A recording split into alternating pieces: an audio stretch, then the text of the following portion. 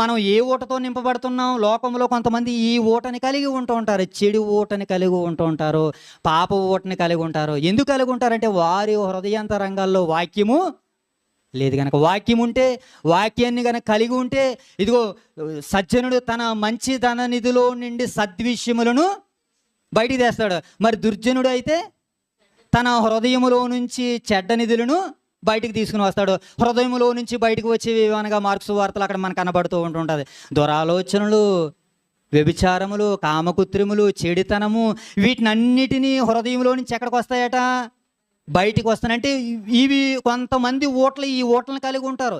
ఈ ఊట ప్రవహిస్తూ ఉంటుంటుంది. ఎలాంటి ఊటను కలిగి ఉంటే మనం ప్రమాదంలో పడిపోతాం ప్రియులరా. కనుక మనం ప్రమాదంలోనికి పడిపోకుండా ఉండాలంటే ఏం చేయాలి? ఈ ఊటలకు అడ్డుకట్టు వెయ్యాలి. ఇవి నిత్యము ప్రవహించేటట్టుగా ఉండకూడదు. కొన్ని ఊటలు ప్రవహిస్తూనే ఉంటుంటాయి. కొన్ని ఊటలు వేసవకాలం రాగానే ఎలాగైతే ఆరిపోయి కట్టడి చేయబడతాయో, ఇదిగో ఇలాంటి చెడు ఊటలు మనలోనికి వస్తున్నప్పుడు అడ్డుకట్టి వేసేయాలి. దేని ద్వారాగా? బరకాలతో కట్టిన, మట్టితో కట్టిన ఊట అలా వస్తూనే ఉంటుంది. వాక్యం అనేటువంటి దానితో మనము కడితే బయటకు ఊట కాదు కదా, చుక్క కూడా బయటికి రాదు ప్రియులారా. కనుక ఈ చెడుతనం మనలోనికి రాకుండా ఉండాలంటే ఏం చేయాలి? దానిని అడ్డుకట్టు వేయాలి.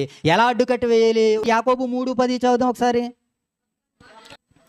ఒక్క నీటిలో నుండి ఆశీర్వచనమును శాపవచనం బయలువెళ్ళిన ఆ సహోదరులు అలా ఉండకూడదు.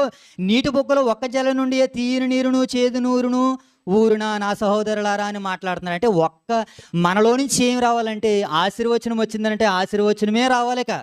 ఇక శాపవచనం వచ్చేలాగా మనం భక్తిహీనులుగా ఉండకూడదు. భక్తిహీనులైతే 2 మాటలు వచ్చేటట్టుగా మాట్లాడతారు. అలా మాట్లాడకూడదు. మనం ఎవరము?